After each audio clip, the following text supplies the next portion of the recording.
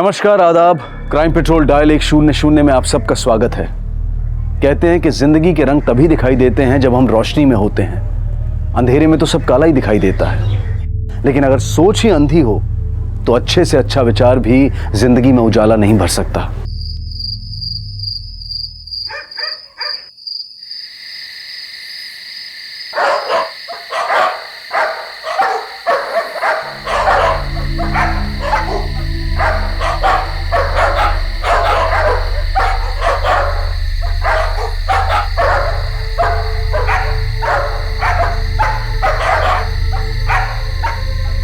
শোনো না, কোথায় তুমি? ऐसा कौन सा अर्जेंसी आ गया कि तुम शादी में नहीं गए? हाँ, और विशुदा कहाँ है? विशुदा को मैं शादी के पंडाल के बाहर छोड़ा है, वो आ जाएगी कल सुबह तक। अच्छा ठीक है, तुमको आने में कितना टाइम लगेगा? अरे बाबा, मैं भी आ जाऊंगा 3-4 घंटे में। चिंता मत करो, तुम सो जाना, ठीक है? ठीक है।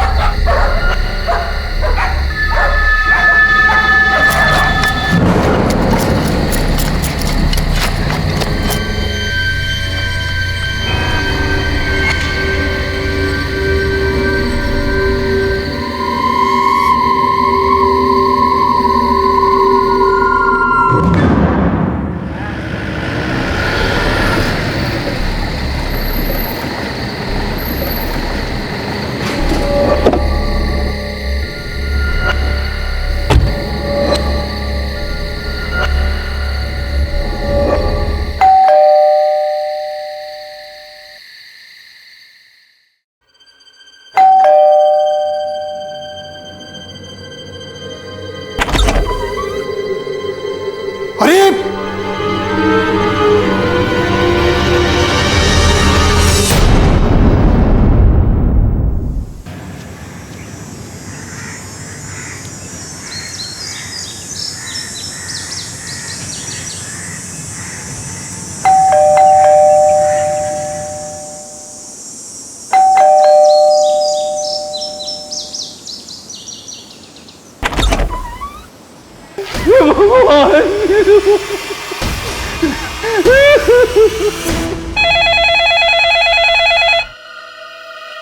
हेलो,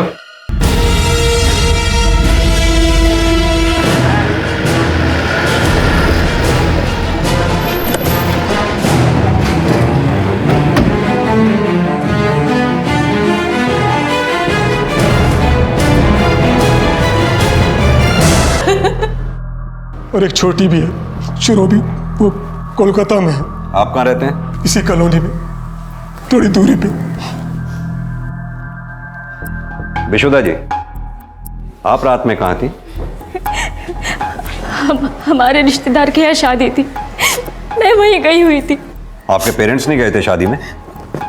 माँ का शरीर खराब था, बाबा गए थे, लेकिन उनको कुछ काम आ गया तो उन्होंने मुझे वहीं छोड़ दिया। जब मैं लौट रही थी तो चाचा का फोन आया था। जी, मुझे तो वो कन्हई ने बताया था। कन्हई कौन? दादा की कंस्ट्रक्शन कंपनी में काम करता है। सर, लगता है सारे मर्डर लूट के इरादे से किए गए हैं और सबको एक ही तरीके से मारा गया है। शायद किसी भारी चीज से वार किए गए हैं सबके सर पे।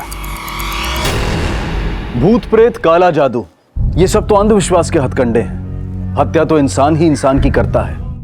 प्रमिला, सुकेंदु और उनके सर्वेंट गणेश की हत्या भी किसी काले जादू का नहीं, बल्कि किसी की काली नीयत का ही परिणाम थी। साहब, हम जब सुबह आया घर पे तो दरवाजा खुला हुआ था, तो हमने उनके भाई को बताया। तुम तो सुकेंदु जी की कंस्ट्रक्शन कंपनी में काम करते हो ना? जी। तो सुबह सुबह यहाँ क्या कर रहे थे? हम यहाँ रोज दूध देने के लिए और मालकिन की पूजा के लिए फूल देने के लिए आता है। बनर्जी, बॉडीज को पोस्टमार्टम के लिए भेजो। सर,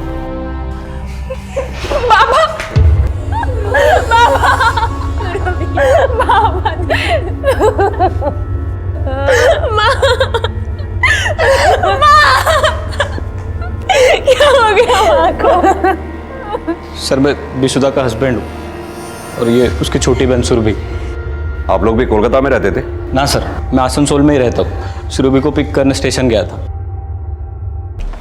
सर, आसपास का एरिया सर्च किया, कहीं कोई सीसीटीवी नहीं है। और लोगों से पूछताछ की, तब भी इस घर में किसी आने जाने वाला का कोई क्लू नहीं मिला। तो फिर डॉग स्क्वाड को बुलाओ। अगर ये काम इसी एरिया के किसी आदमी का है तो हो सकता है कोई लीड मिले।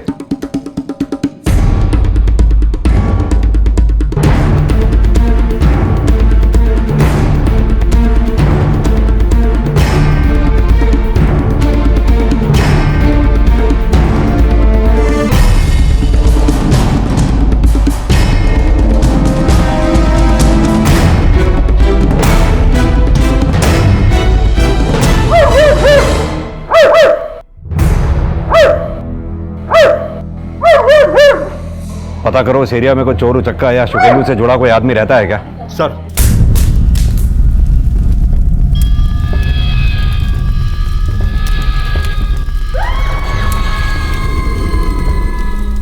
सर, कन्हई भी इसी बस्ती में रहता है।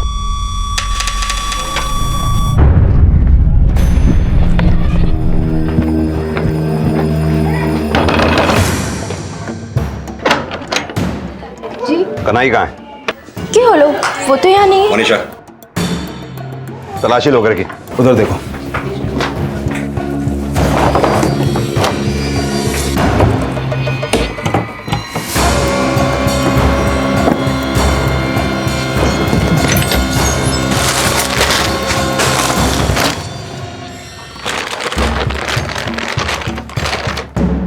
सर,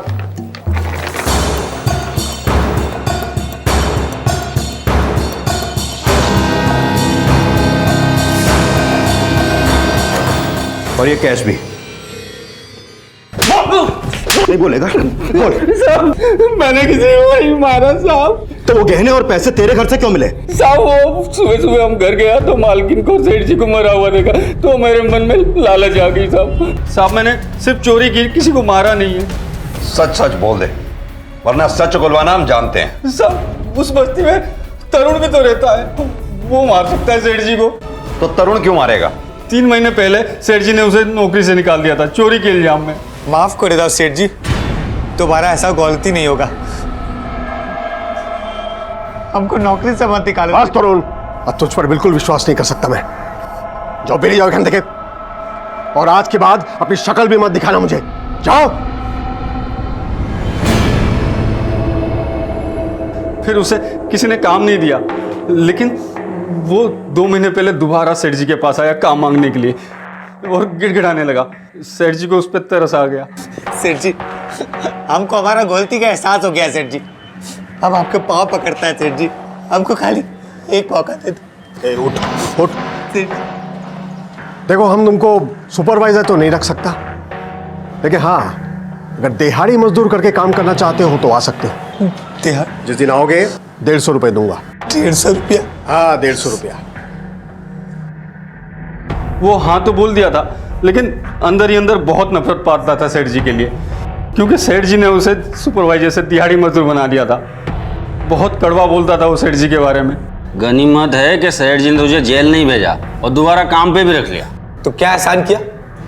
साला हमको सुपरवाइजर से दिहाड़ी मजदूर बना दिया। हमारा मजबूरी का फायदा उठा रहा हूँ। देखना, एक न एक दिन इस सुकेंदु सेठ को हम उसका औकात जरूर दिखा देगा उसको। मुझे पक्का यकीन है उसी ने ही सेठ जी को मारा होगा। चोरी के इल्जाम में निकाले गए चोर ने सिर्फ हत्या की और तूने चोरी। बेवकूफ समझता है हमें। सब मैं सच बोल रहा हूँ, मैंने किसी को नहीं मारा। इसकी तब तक खातिरदारी करो जब तक ये सच ना बोले। ये तरुण के घर की तलाशी लो और उसको बुलाओ, और हाँ, ये शुकेंदु के भाई को भी बुलाओ। सर,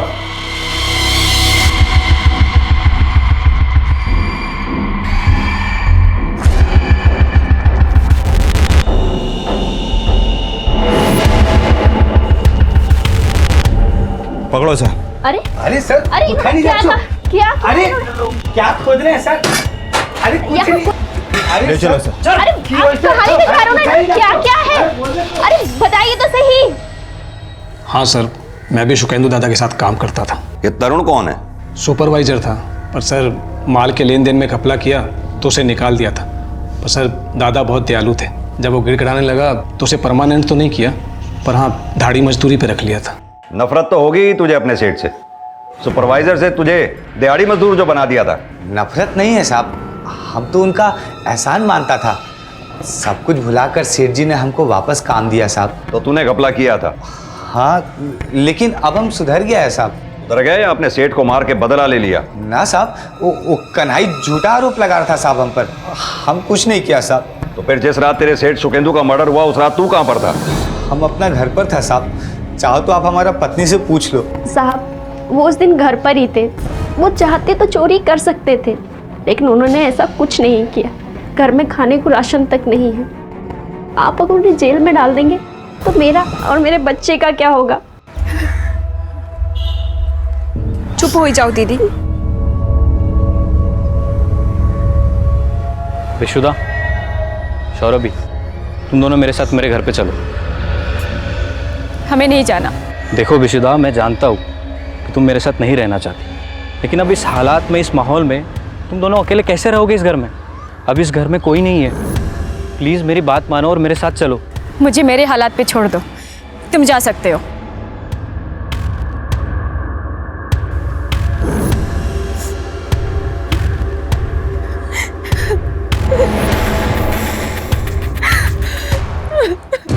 सर, तरुण के घर से ऐसा कुछ नहीं मिला जो इन मर्डर्स में उसका हाथ होने का कोई लीड थे। ये भी साफ है कि तरुण जरूरतमंद है। अगर ये मर्डर उसने किए होते तो वो चोरी भी कर सकता था, लेकिन चोरी कन्हई ने की। लेकिन ये भी तो हो सकता है कि कन्हई मर्डर चार्ज से बचने के लिए तरुण को दोषी ठहरा रहा हो सकता है सर, लेकिन बहुत मानने के बाद भी कन्हई ये नहीं कबूल रहा कि ये मर्डर उसने किए हैं। सर, ये भी तो हो सकता है कि कन्हई ने सिर्फ चोरी की, लेकिन मर्डर तरुण के बजाय किसी और ने, क्योंकि सुकेंदु बहुत बड़ा बिजनेसमैन था। हो सकता है काफी दुश्मन हो उसके। लेकिन बनर्जी, हत्या सिर्फ सुकेंदु या उसकी बीवी की नहीं हुई है, उनके नौकर गणेश की भी हुई है। इस गणेश से लेकर सुकेंदु के घर वालों के सबके कॉल रिकॉर्ड्स निकलवाओ। पता लगाओ सुकेंदु के परिवार में, रिश्तेदार में, व्यापार में ऐसा कौन है जिसके पास इन सबको मारने का मोटिव हो सकता है। सर, इस ट्रिपल मर्डर को सुलझाने के लिए सुकेंदु और उसके परिवार के दुश्मनों का पता लगाया जा रहा था, लेकिन वो औरत कौन थी जो काला जादू को इन हत्याओं की वजह ही नहीं मान रही थी, बल्कि इन हत्याओं से खुश भी थी? क्या उस औरत का सुकेंदु के परिवार से कोई कनेक्शन था?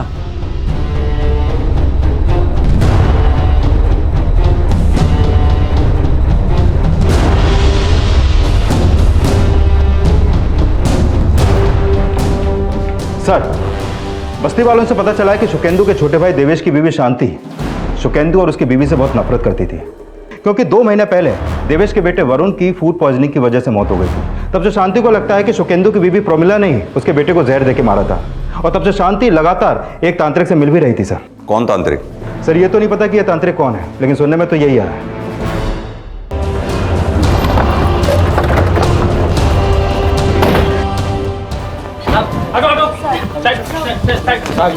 हटिए। कहाँ है? आइए सर, अंदर बंद करके रखा हमने।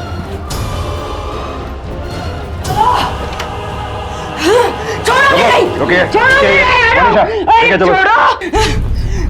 हटिए, रास्ता दीजिए। नहीं, किसी को नहीं छोड़ूंगी। सबको अपने काले जादू से भस्म कर दूंगी। तेरे पूरे परिवार का नाश कर दूंगी। छोड़ो मुझे। तुम लोग मेरा कुछ नहीं बिगाड़ सकते, नहीं बिगाड़ सकते। हाँ, मैंने ही काला जादू करवाया उन पे, इसीलिए उनकी हत्या हुई। तुम लोग मेरा कुछ नहीं बिगाड़ सकते। तेरे काले जादू ने नहीं, तूने हत्या की है उनकी। सर, जब से हमारा बेटा मरा है उसका दिमागी संतुलन बिगड़ गया है। ऐसा क्या हुआ तो जो उसे लगता है कि तुम्हारे बेटे को तुम्हारी बौदी नहीं मारा था? 2 महीने पहले वरुण की तबीयत बहुत खराब थी। और सर, हमारी बौदी जो है वो बहुत धार्मिक थी। वो मंदिर से वरुण के लिए प्रसाद लाई थी। देख, मैं तेरे लिए प्रसाद लाई हूँ, खा ले, जल्दी से ठीक हो जाएगा। शांति, तू चिंता मत कर, प्रसाद दिया ना मैंने, जल्दी से ठीक हो जाएगा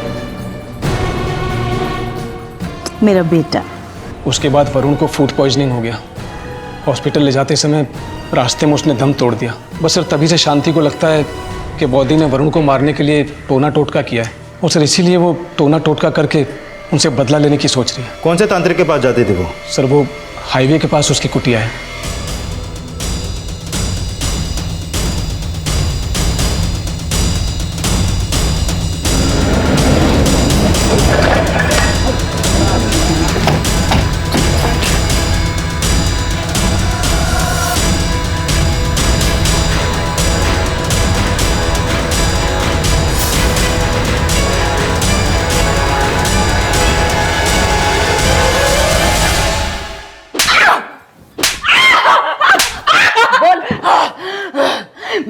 राजा की गुड़िया गाड़ी थी उन पापियों के आंगन में, इसीलिए वो मर गए।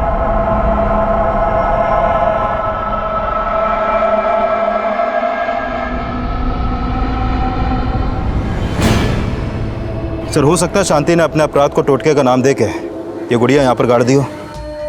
लेकिन यह भी समझना होगा कि तांत्रिक भागा क्यों।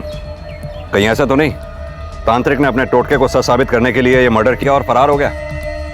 यह साफ था कि शांति सुकेंदु और उसके परिवार का अनर्थ चाहती थी, लेकिन तांत्रिक का फरार होना उसे भी सस्पेक्ट बना रहा था। शांति के खिलाफ कोई सबूत ना मिलने की वजह से उसे जमानत पर रिहा कर दिया गया, पर सुकेंदु के परिवार को तबाह करने की मंशा रखने वाले और भी थे, लेकिन बुरा चाहने वालों की छटनी होनी अभी बाकी थी।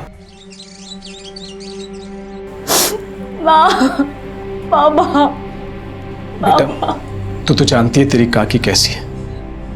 उसने टोटका जरूर किया पर बेटा मारने वाला कोई और है। लेकिन वो कौन है काका?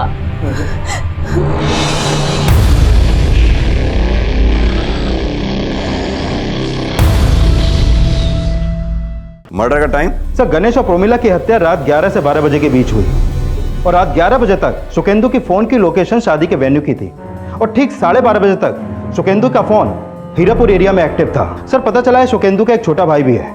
रात 12:30 बजे तक सुकेंदु का फोन जिस एरिया में एक्टिव था उस एरिया में उसके भाई का एक आश्रम है। आश्रम? वो सन्यासी है सर, भगवान की तरह पूछते हैं लोगों से, विजय बाबा के नाम से जानते हैं। ये देखिए सर उस तांत्रिक की कुटिया उसके आश्रम से ज्यादा दूर नहीं।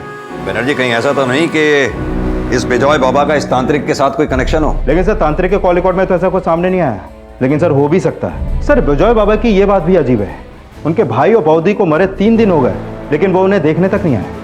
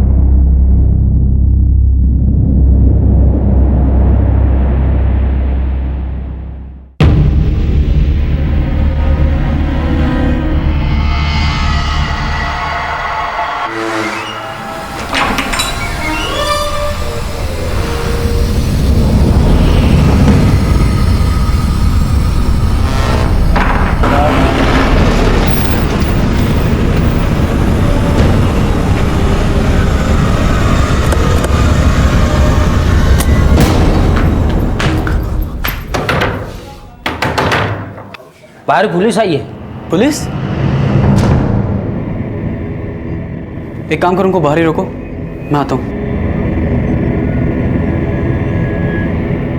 जी साहब, काफ़ी लोग आते हैं यहाँ पे। प्रणाम सर। प्रणाम। जी बोलिए। विजय बाबा से मिलना है। जी वो तो अभी नहीं मिल सकते, वो अभी ध्यान में, और उन्होंने किसी को भी मिलने से मना किया। आपका परिचय? पापौन जी, मैं उनका शिष्य हूँ। फिर कब मुलाकात होगी उनसे? वो जैसे ही ध्यान से बाहर आएंगे मैं उनसे पूछ के आपको सूचित कर दूंगा। उस बिजॉय बाबा की हमसे ना मिलने की वजह ध्यान ही है या फिर कुछ और है? इस बिजॉय बाबा को समझना पड़ेगा। देवेश को बुलाओ, हो सकता है अपने भाई के बारे में वही कुछ बताए। सर विजय भले ही सुकेंदु दादा से छोटा था, पर दादा उसे अपना गुरु मानते थे। विजय बचपन से ही धार्मिक था। वो जब 19 साल का था तो उत्तराखंड चला गया, और सर जब 6-7 साल के बाद वापस आया तो संन्यास धारण कर चुका था। और सर उसे आश्रम बनाने के लिए ज़मीन दादा नहीं दी थी। हमने सुना है सुकेंदु ने आपके लिए भी काफ़ी कुछ किया था, लेकिन आप पिछले 2 महीने से उसके यहाँ काम नहीं कर रहे थे। हाँ सर, वो अपनी बीवी की वजह से। सर उसने मुझसे जिद की कि मैं दादा और बहूदी से कोई संबंध ना रखूं, और सर इस बात से दादा और बहूदी भी बहुत दुखी थे। एक तरफ ये तांत्रिक की चेली शांति, दूसरी तरफ ये विजय बाबा। सुकेंदु परिवार के हर सदस्य की कोई ना कोई कहानी है। सर इन हत्याओं का मोटिव किसी न किसी घरवाले से जुड़ा हो सकता है, क्योंकि पैसा और जायदाद तो सिर्फ सुकेंदु नहीं बनाया, बाकी सब लोग तो उनके आगे पीछे घूमने वाले ही लगते हैं। ये सुकेंदु के पूरे परिवार की हिस्ट्री निकालो, सुकेंदु के बिजनेस का भी एंगल इन्वेस्टिगेट करो। हो सकता है उसके काम से ही जुड़े किसी आदमी ने सुकेंदु से दुश्मनी निकाली हो। सर तांत्रिक का गायब होना अब भी रहस्य बना हुआ था, और वहीं यह भी खंगाला जा रहा था कि कहीं सुकेंदु और उसके परिवार से रंजिश निकालने वाला उसके कामकाज से जुड़ा कोई शख्स तो नहीं था, और सुकेंदु के पारिवारिक मसलों को भी इस अपराध से जोड़कर देखा जा रहा था। सर हत्या से थोड़े दिन पहले सुकेंदु अपनी बेटी विशुद्धा को उसके पति के घर से ले आया था। वो चाहता था कि उसकी बेटी अपने पति नौरेन को तलाक दे दे। इस सिलसिले में वो एक वकील से भी मिल रहा था।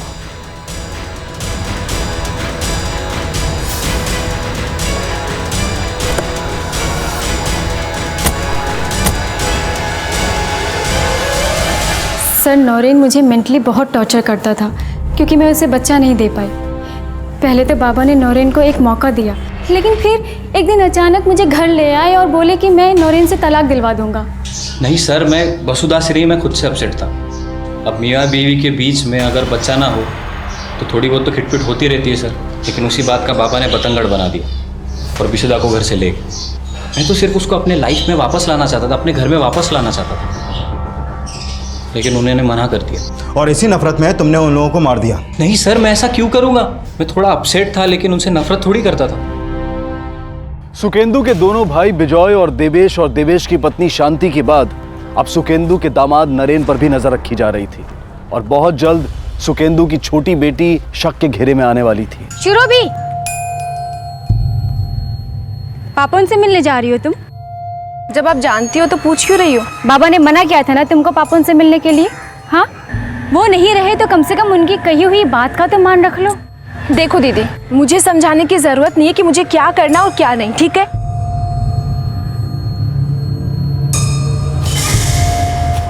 दीदी पैसे। मुझसे पैसे मांगेगा तू? अगर मुझसे पैसे मांगे ना तो काला जादू करके भस्म कर दूंगी तुझे। मेरी ताकत को जानता नहीं है तू।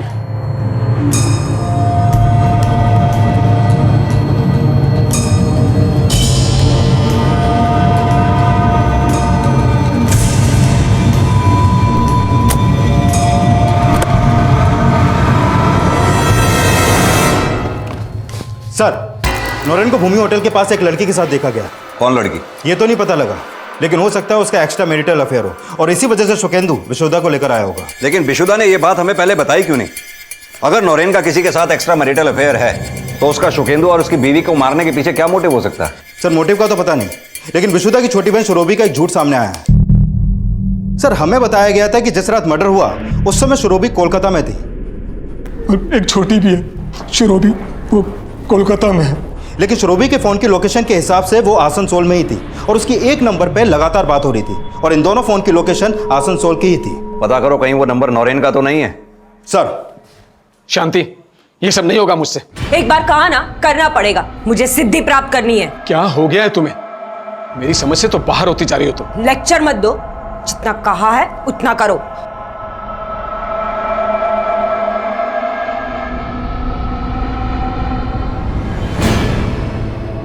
सर, ये नौरेन का नाजायज रिश्ता नहीं, कुछ और ही लगता है। रोज नई नई लड़कियों के साथ दिखता है और एक हैरानी की बात पता चली है कि ये नौरेन और बिजॉय बाबा के बीच में अक्सर बहुत बातें होती हैं, लेकिन शुरोभी जिस नंबर पर कॉल करती है वो नंबर नौरेन नहीं बल्कि पापोन के नाम पर रजिस्टर्ड है।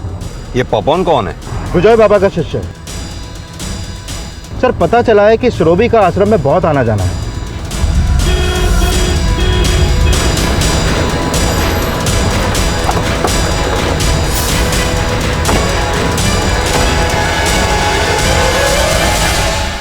आपकी बहन शुरोभी घर पे है?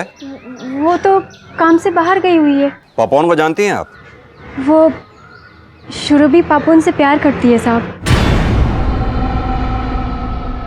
पहले तो बाबा को पापोन से कोई प्रॉब्लम नहीं था, लेकिन कुछ दिन पहले बाबा ने शुरोभी को पापोन से मिलने के लिए मना कर दिया। शुरोभी, कांदिश ना, चुप। कि देखो लाभ नहीं शुरोभी, रोने का कोई फायदा नहीं है। मैंने तुमसे कहा है तुम पापोन से नहीं मिलोगी, मतलब नहीं मिलोगी, समझी ना तुम? ऐसी क्या वजह थी जो तुम्हारे बाबा ने शुरोभी को पापोन से मिलने से मना कर दिया? वो तो उन्होंने कभी नहीं बताया साहब। तुम्हारे बाबा उस रात आश्रम में क्यों गए थे? वो तो अक्सर वहाँ जाते थे, लेकिन कभी रात को नहीं गए और ये बात हमें भी नहीं समझ में आया। तुम्हारे पति नौरेन की बिजॉय बाबा से बहुत बातचीत होती है। विजय चाचा को नौरेन बचपन से जानता है, उनका अच्छा दोस्त है, तभी हम में प्यार हुआ, लेकिन हमारा रिश्ता निभ नहीं सका।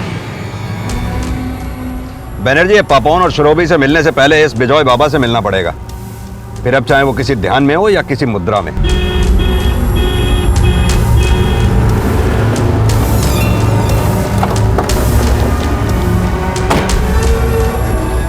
सर आप कहाँ जा रहे हैं? बिजॉय बाबा जी से मिलना है। सर, गुरुजी ध्यान में है, वो आपसे नहीं मिल सकते? तोड़ दो उनका ध्यान। सर गुरुजी का ध्यान ऐसे नहीं टूट सकता। तो हम तोड़ देते हैं उनका ध्यान। रुकिए, आ रहा हूं मैं। उस रात शुकेंदु आपके आश्रम में आए थे? जी हाँ, आए थे। तकरीबन 12 साढ़े 12 बजे तक थे, बाद में चले गए। इतनी रात को उनके यहाँ आने की वजह? उन्हें कुछ तनाव था, उनके लिए पूजा करवानी थी। कैसा तनाव? सांसारिक तनाव। हालांकि मैंने उन्हें समझाया कि गृहस्थाश्रम है तो तनाव तो होना ही है, लेकिन फिर भी उनकी मन की शांति करने के लिए मैंने यज्ञ करवाया और बाद में वो चले गए। और आपके यज्ञ के बाद वो अपने घर गए जहाँ उनका मर्डर हो गया। क्या कनेक्शन है आपके यज्ञ और उनके मर्डर के बीच में? अभी मैं कैसे बताऊं सर। अपने भाई की मौत की खबर सुनकर अफसोस तो हुआ ही होगा। मैंने संसार की मोह माया का त्याग किया है। मेरे लिए हर मानव एक समान है। जैसे आप हो वैसे ही हमारा भाई, वैसे ही ये सब अन्य। और जनन मरण तो संसार का नियम है, उसे भला कौन टाल सकता है। आपके भाई अपनी मौत नहीं मरे हैं, मर्डर हुआ उनका। बनर्जी, इसे जानते हैं आप? जी नहीं, ये तो कोई तांत्रिक लगता है। मेरा संपर्क तो साधु संतों से है, ऐसे तांत्रिकों से नहीं।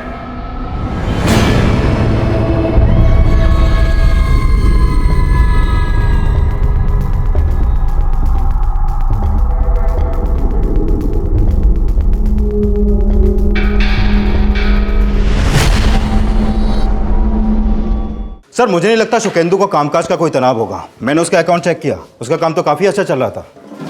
ये शुकेंदु उस रात घर से शादी के लिए निकला था, फिर अचानक शादी छोड़कर आश्रम जाने की क्या वजह हो सकती है उसकी? सर नौरेन, लड़कियां, आश्रम और विजय बाबा, कहीं ये एंगल प्रोस्टिट्यूशन से तो नहीं जुड़ा? ये नौरेन जिन जिन भी लड़कियों के साथ देखा गया है, पता करो उन लड़कियों का आश्रम या विजय बाबा से क्या कनेक्शन है। और ये श्रोबी और पापोन को भी बुलाओ। ये हत्या वाली रात उनके आसनसोल में होने का क्या राज है, ये हमारे लिए पता करना बहुत जरूरी है। सर, शांति का पति देवेश आया है, बोला शांति नहीं मिल रही है। सर मेरी बीवी शांति आधी रात को पता नहीं कहाँ चली गई। सर बहुत ढूंढा मैंने उसे, पर कहीं नहीं मिल रही। शांति का गायब होना किसी नए अपराध का अंदेशा था। शांति की तलाश के साथ साथ सुकेंदु का दामाद भी नजर में था, और बहुत जल्द सुकेंदु के छोटे भाई विजय का नया किरदार भी सामने आने वाला था। लेकिन पहले सुकेंदु की छोटी बेटी सुरभि की भूमिका को खंगाला जा रहा था। तो तुम आश्रम में पापोन से मिलने जाती थी? सर मैं प्यार करती हूँ पापोन से। और तुम्हारे बाबा खिलाफ थे इस रिश्ते के, और हत्या वाली रात तुम कोलकाता में नहीं थी, तो क्या समझा जाए? हाँ सर, उस रात मैं पापोन के साथ थी और मैंने बाबा से भी झूठ बोला। तुमने सिर्फ झूठ ही बोला या फिर उनको मार भी दिया? क्योंकि वो तुम्हें पापोन से मिलने नहीं देते थे इसलिए। नहीं नहीं सर, मैंने नहीं मारा बाबा को। तो शुकेंदु श्रोबी को तुमसे मिलने से मना क्यों करता था? क्योंकि शुकेंदु को यह लगता था कि आश्रम की आड़ में विजय और नौरेन प्रोस्टिट्यूशन का धंधा करते हैं। प्रोस्टिट्यूशन? अब नहीं सर, मुझे इस बारे में कुछ नहीं पता। पुलिस ने जब विजय का इतिहास खंगाला तो आश्रम की आड़ में चल रहे प्रोस्टिट्यूशन रैकेट का पर्दाफाश हो गया। विजय और नरेन समेत आश्रम से जुड़े कई लोगों को गिरफ्तार किया गया, और अब यह जानने की कोशिश हो रही थी कि सुकेंदु, प्रमिला और सर्वेंट गणेश की हत्या कहीं इसलिए तो नहीं हुई थी क्योंकि सुकेंदु विजय के आश्रम का यह राज जान गया था। हमें तुम पे पहले से ही शक था, लेकिन जब हमें यह पता चला कि तुमने 6-7 साल किसी गुरुकुल में नहीं बल्कि नासिक की जेल में बिताए थे, तो हमारा शक यकीन में बदल गया। जी सर, मैं जेल में था, लेकिन जब मैं जेल से छूटा तो सुकेंदु दास से मैंने झूठ बोला कि मैं मुक्त हो गया हूँ, आध्यात्मिक हो गया हूँ। उनका विश्वास मेरे ऊपर था तो उन्होंने आश्रम बनवाने के लिए जमीन दे दी और फंड्स भी दी। और शुकेंदु को तुम दोनों की असलियत पता चल गई। क्यों? मेरी बेटी को बांझ कहता है तू? शर्म नहीं आती तुझे? अरे तो खुद क्या है? चुल्लू भर पानी में डूब मरना चाहिए तुम्हें। और विजय, तू कितना भरोसा किया था तुझ पर, सोचा था एक अच्छे काम के लिए ये जमीन, ये सब कुछ दे रहा हूं तुझे, लेकिन तूने तो छी छी छी छी छी छी छी। सुकेंदु दा ने हमें एक्सपोज करने की ठान ली थी साहब। हमने मनाने की बहुत कोशिश की लेकिन नहीं माने। उन्होंने कहा कि आश्रम की जमीन उन्हें तुरंत वापस चाहिए। हमने मनाने की बहुत कोशिश की साहब, कहा ये सब छोड़ देंगे, जमीन वापस कर देंगे, और हमने सुकेंदु दा को मारने का प्लान बनाया साहब। और जमीन के कागजात वापस देने के बहाने उस रात उनको आश्रम में बुला लिया। हम लोग उन्हें मारने ही वाले थे साहब कि अचानक बौद्धि का फोन आ गया। हाँ प्रमिला, बोलो। मैं इधर आश्रम में आया हूँ, बोलो। और बौद्धि को उन्होंने बताया कि वो हमारे साथ आश्रम में है, इसलिए उस रात हमने उन्हें नहीं मारा साहब, सोचा किसी और दिन मारेंगे। तुम बोलोगे और हम मान लेंगे। नहीं साहब, हमने नहीं मरवाया, हमारा विश्वास करो साहब। तुमने ही उन्हें मरवाया और मोहरा बनाया तांत्रिक को, और अब शांति को गायब कर दिया क्योंकि तुम्हें यह लगता था कि तुम शांति की वजह से फंस सकते हो। नहीं साहब, हम किसी तांत्रिक को नहीं जानते साहब, ना किसी से कोई ताल्लुक है।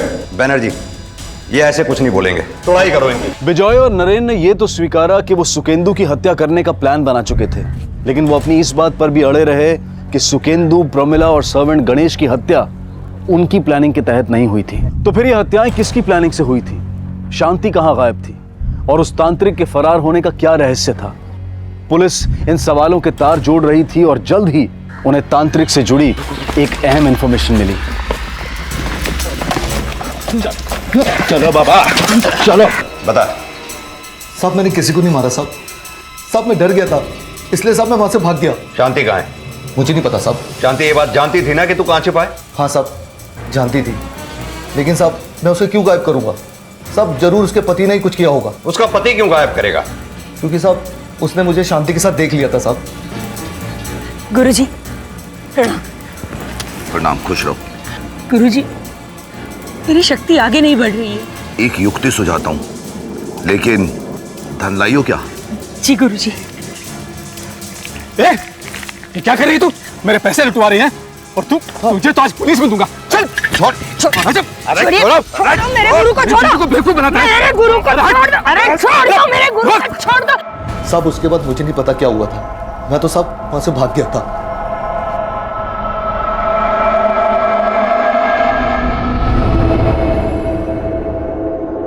तुम्हारी चुप्पी साफ साफ बता रही है कि तुम ही ने शांति को मारा है। औरत अपने आपे से बाहर हो गई थी, मेरे दादा के परिवार को खत्म करना चाहती थी, अजीब अजीब तरह की साधनाएं करती थी, तंग आ गया था उससे। शांति को तो तुमने मारा ही, अपने भाई बौद्धिक गणेश को भी तुमने मारा। नहीं सर, उन्हें मैंने नहीं मारा। सर मुझे लगता है ये मर्डर तांत्रिक नहीं किए होंगे और शांति से वो गुड़िया भी उसने ही कड़वाई होगी, और सुकेंदु के बंगले में वो जरूर शांति के साथ या शांति के जाने के बाद वहां गया होगा। साहब मानता हूं साहब, मैं शांति के साथ गया था, लेकिन मैंने किसी को नहीं मारा साहब। तू शांति के साथ नहीं गया था, शांति के जाने के बाद गया था। अपना काला जादू सच साबित करने के लिए तूने ही उन तीनों का मर्डर किया। नहीं साहब, मैं शांति के साथ ही गया था, लेकिन बंगले में नहीं घुसा साहब।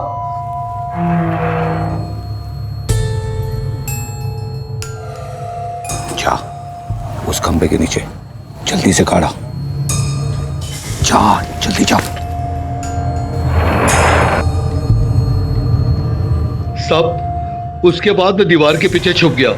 मैंने देखा कि कंबल ओढ़े एक आदमी बंगले के अंदर जा रहा था। साहब मर्डर उसी ने किया होगा साहब। कौन था वो? साहब अंधेरा बहुत था, इसलिए मैं उसे देख नहीं पाया साहब। सर अगर तांत्रिक सच बोल रहा है तो कौन हो सकता है वो? कन्हई? वो कन्हई है या कोई और होगा उसी बस्ती का, लेकिन ऐसे कोई नहीं बताएगा, सच उगलवाना पड़ेगा। एक काम करते हैं, जो लोग भी अपने रेडार पे हैं सबसे अच्छी तरह से दोबारा पूछताछ करते हैं। सर सीसीटीवी में साफ दिखाई दे रहा है कि तुम ही वहां कमरे में घुसे थे। सर मैं नहीं गया था, वो तुम्हारा ही चेहरा था उसमें। सीसीटीवी फुटेज में तू ही था ना? मैं नहीं था सर। देख सच सच बोल। अगर तू नहीं तो उस सीसीटीवी फुटेज में तेरा भूत है क्या, जो तेरे सेठ के घर में कंबल ओढ़ के घुस रहा है? सीसीटीवी? देख तरुण, तेरा भांडा फूट चुका है। हमें पता चल चुका है कि तूने ही अपने मालिक, मालकिन और गणेश का कत्ल किया है। साहब हम तो नहीं साहब। बनर्जी उगलवाओ से सच।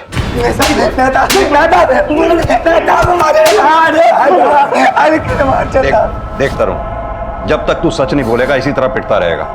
बोल।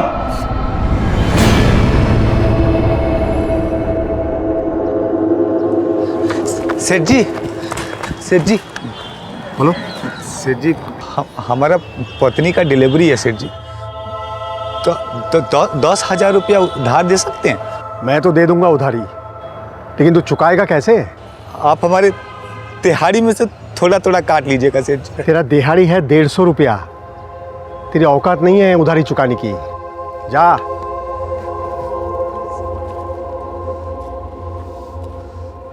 साहब इतना कमाता था, 10,000 रुपया क्या बड़ा बात था उसके लिए, लेकिन उसने साहब हमको नीचा दिखाया। तभी हमने सोचा था कि उसका घर में हम चोरी करेगा। हमको पता था साहब कि वो उसका पत्नी और उसका बेटी शादी में बाहर गया हुआ है और घर में गणेश अकेला होगा। तरुण तुम? अरे दादा वो नींद नहीं आ रहा था ना, तो सोचा आपके पास समय बिताता हूँ। सेठ जी घर पे नहीं, बाद में आना। अरे गणेश दादा की बोलते हो? चलो सेठ जी घर पे नहीं, बाद में आना।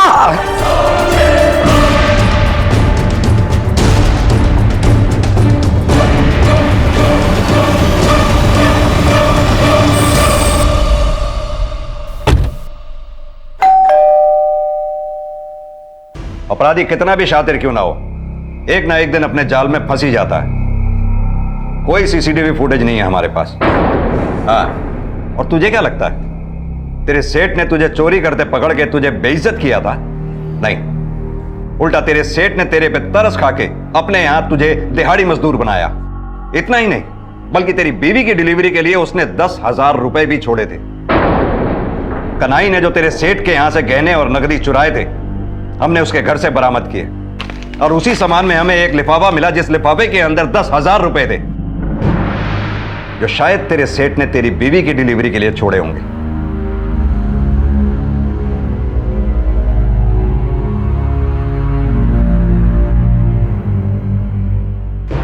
एक पुरानी कहावत है, चोर चोरी से जाए हेरा फेरी से ना जाए। लेकिन तरुण ने अपराध की शुरुआत हेरा फेरी से की, और जब उसने चोरी की योजना बनाई तो एक नहीं 3-3 हत्याएं कर बैठा।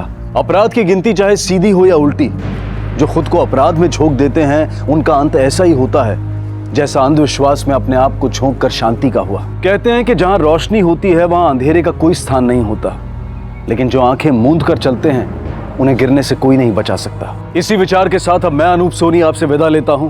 फिर मुलाकात होगी अगले एपिसोड में एक और चौंका देने वाले केस के साथ। तब तक अपना और अपने परिवार का ख्याल रखें और देखते रहें क्राइम पेट्रोल डायल 100। सबक एक को सीख हम सबको। जय हिंद।